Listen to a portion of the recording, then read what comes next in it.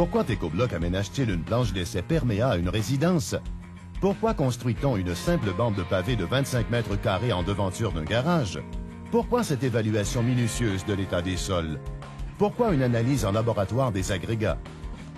Pourquoi monopoliser un expert en revêtement perméable, une excavatrice et une remorque, et toute l'équipe des ventes Tecobloc durant une partie de la semaine? Pourquoi investir des milliers de dollars dans la cueillette de données sur des tests d'infiltration? Pourquoi produire à grands frais des documents et une vidéo de formation?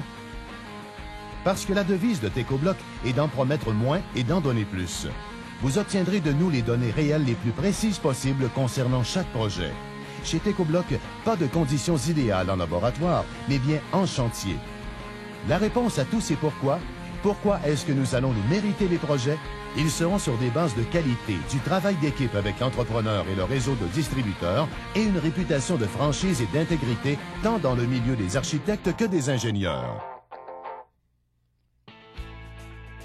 Avisez à l'avance les compagnies ayant des services enfouis avant toute excavation, normalement 1 à 2 semaines à l'avance. Établir des mesures de contrôle de l'érosion et des sédiments, par exemple barrières à limon avant, durant et après la construction. Jalonnage du plan de travail à l'aide d'une déviation si applicable. Retrait des sols naturels jusqu'à la sous-fondation déterminée au plan. Le tracé d'excavation devrait comprendre une zone d'encadrement et une prévision pour bordure, normalement 6 pouces ou plus. Prendre soin de ne pas surpiétiner ou sursolliciter la sous-fondation, causant une compaction excessive et une perméabilité réduite par l'impact d'appareils à pneus de caoutchouc sur des sols denses comme les argiles. Utilisez du béton prémélangé pour remplir les blocs de fondation. Appliquez une mince couche de goudron liquéfié afin de faciliter l'adhérence de la membrane et éviter la migration et l'infiltration de l'eau. Ensuite, ajoutez une couche de sable à béton prélavé. Voici la façon de disposer une couche suffisante de sable sans affecter le sous-sol. La mince couche de sable servira à recevoir, à percoler les eaux et à emmagasiner toutes les particules fines qui pourraient passer la membrane. Également, cette surface sera nivelée, non compactée, afin de ne pas affecter la sous-fondation. Utilisez un géotextile tissé conforme au plan, par exemple du Mirafi HP 370 ou l'équivalent. Utilisez des rouleaux de la largeur convenant à votre projet. Installez le géotextile sur la fondation de sable et remontez la membrane sur les parois de l'excavation. Les applications subséquentes de géotextile ne devraient pas dépasser un chevauchement de 24 à 36 pouces. Évitez le contact direct de tout équipement avec le géotextile lors de la mise en place. Ce dont nous voulons nous assurer à ce moment, c'est que nous n'aurons rien sur la surface de la membrane qui pourrait la perforer. Également, nous voulons nous assurer que celle-ci est tendue à plus ou moins 3 %. Nous nous assurons que celle-ci n'aura aucun pli qui pourrait créer un déchirement de celle-ci. À cette étape, nous voulons nous assurer que le fond et les parois sont bien couverts. Attention, nous sommes maintenant prêts pour la première pelletée de pierre. Conservez la tension appropriée de 3 %. Éliminez les plis. Évitez d'endommager la membrane. Aucune perforation n'est permise. Le chevauchement devrait être de type bardeau de toiture, en fonction de l'inclinaison et de la distribution et direction de l'empierrement.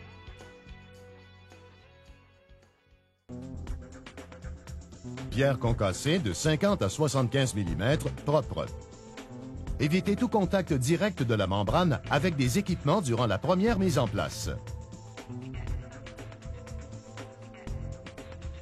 Bon, nous avons déposé et nivelé une couche de pierre concassée 50-75 mm sur la membrane en s'assurant de ne pas perforer celle-ci. Nous nous sommes également assurés d'avoir une épaisseur de 25 mm de sable afin de percoler les eaux et emmagasiner toutes les particules fines qui pourraient passer la membrane. Également, nous nous sommes assurés que la membrane installée avait des propriétés biaxiales afin d'assurer une meilleure répartition des charges. La pierre retrouvée dans cet espace est maintenant de 150 mm d'épaisseur. Et celle-ci, à cause de ses formes et dimensions, aura la capacité à recevoir de grandes quantités d'eau vu les espaces vides, étant l'équivalent de 35 du volume global. Nous sommes maintenant rendus à l'étape suivante, soit de compacter cette surface de pierre concassée.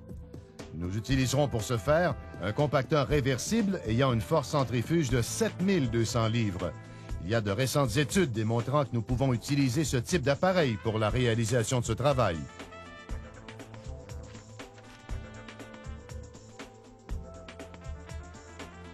Utilisez de nouveau une membrane tissée biaxiale conforme au plan. OK, les couches supérieures devraient se chevaucher de 60 cm à 1 mètre. Installez sur la base de pierre compactée avant l'installation du lit de pose. Utilisez le même type de géotextile biaxial spécifié entre la sous-fondation et la fondation d'agrégats compactés. Le chevauchement devrait être de type bardeau de toiture, en fonction de l'inclinaison et de la distribution et direction de l'empierrement. La membrane préviendra la migration du lit de pose dans les interstices de la pierre, de la sous-fondation et aidera à la filtration et à la stabilisation. Gardez la membrane biaxiale tendue à 3 % et évitez de l'endommager ou de la distordre. Encore une fois, évitez toute perforation. Maintenant, découpez l'excédent de la membrane le long des parois de l'excavation tout en prenant soin de ne pas la couper trop courte. Installez le conduit d'exfiltration avec la pente, facilitant l'écoulement vers la structure de drainage souterraine, le bassin.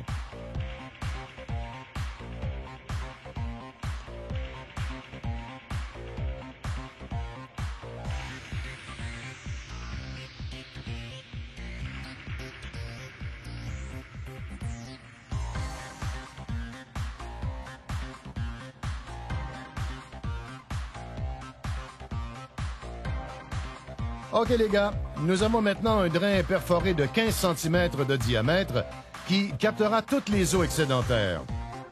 Nous avons une légère pente et le drain sera encapsulé de pierres concassées et recouvert de la membrane de façon à assurer que nous n'ayons aucune contamination par les sols environnants. Le drain aura une portée de 10 mètres afin de s'assurer que les eaux seront égouttées et retournées sous forme d'eau claire et propre dans le milieu naturel.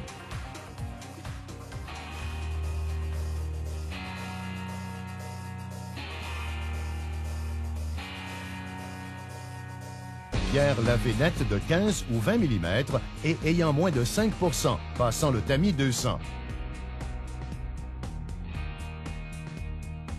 Installez sans plisser ou endommager la membrane géotextile. Évitez la contamination de particules fines et de débris. Installez par épaisseur de 10 à 15 cm. Établir l'épaisseur en fonction du type de sol, du volume de précipitation, du taux d'infiltration du sous-sol et de la capacité de rétention recherchée.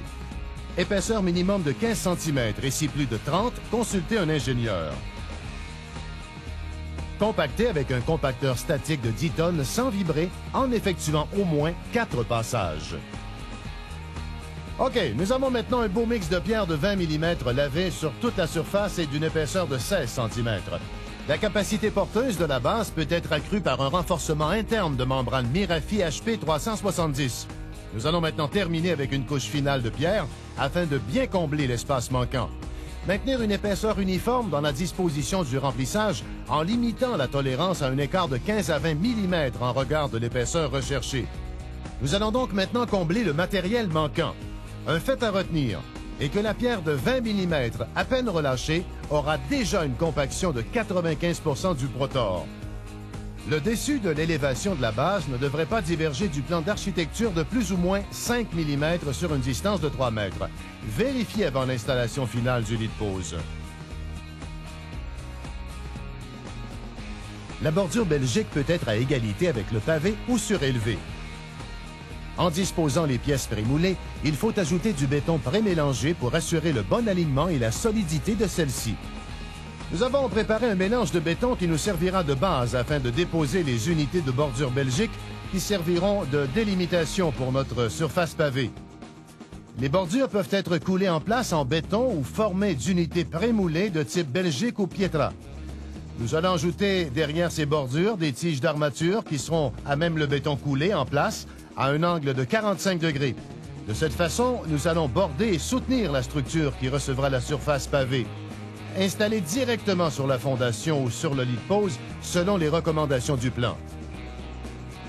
Ici, dans notre travail, nous utilisons la bordure de type Belgique de couleur beige carbonifère.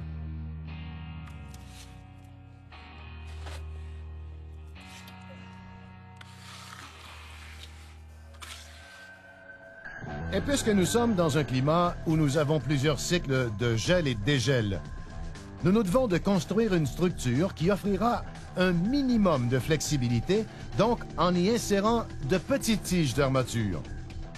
Ceci en fera une structure qui sera ainsi plus flexible, une structure qui sera moins rigide. Normalement, nous aurions une bordure en PVC qui serait retenue par des clous. Sauf qu'ici, nous ne pouvons pas avoir ce type de bordure puisque les clous n'auraient aucun effet dans la pierre concassée. Nous utilisons de la pierre concassée lavée de 7 mm, ayant moins de 5 % passant du tamis 200. Il faut éviter la contamination par des débris ou des particules fines. Nous allons maintenant préparer un lit de pose final de 50 mm. Donc, pour ce faire, nous avons besoin de tuyaux qui auront 55 mm de diamètre afin que lorsque les pavés seront compactés, nous obtenions un produit final de 50 mm. Installé jusqu'à une épaisseur de 55 mm. On peut utiliser des tuyaux pour faciliter nos niveaux et l'installation, mais dans ce cas, retirez ensuite les tuyaux et comblez les vides avant de paver. L'instrument que j'utilise en ce moment, c'est un niveleur. Il me permet de pouvoir épandre en peu d'efforts et de niveler plus rapidement beaucoup plus de matériel.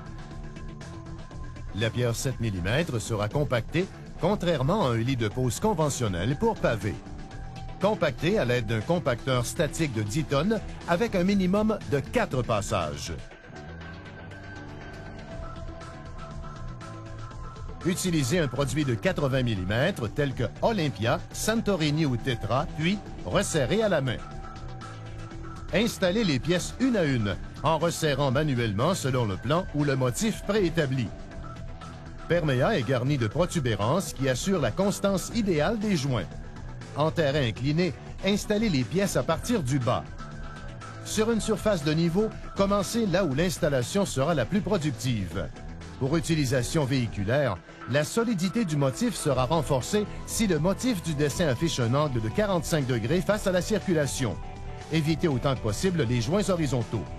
Lors de l'utilisation de pièces coupées, conservez les joints. Évitez d'utiliser des pièces d'une largeur inférieure à 5 mm. Pierre concassée ou pierre de rivière lavée de 7 mm, moins de 5 % passant le tamis 200. Balayez la pierre afin de bien remplir les joints. Vibrez avec un compacteur à plaque vibrante d'une force centrifuge de 5000 livres pour assurer la consolidation et le remplissage des joints.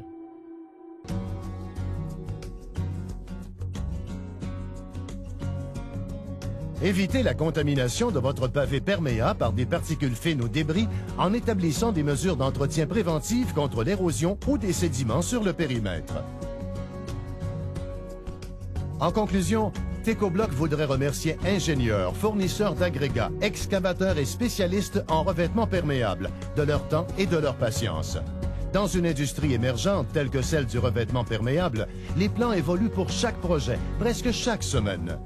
L'amélioration des systèmes de pavés perméables va se poursuivre. Tecobloc s'engage à garder ses partenaires à l'avant-garde grâce à ses produits, la formation et l'entraînement sur place durant les années qui viennent. Veuillez prendre connaissance de notre calendrier d'activités sur tecobloc.com pour trouver la prochaine formation Perméa près de chez vous.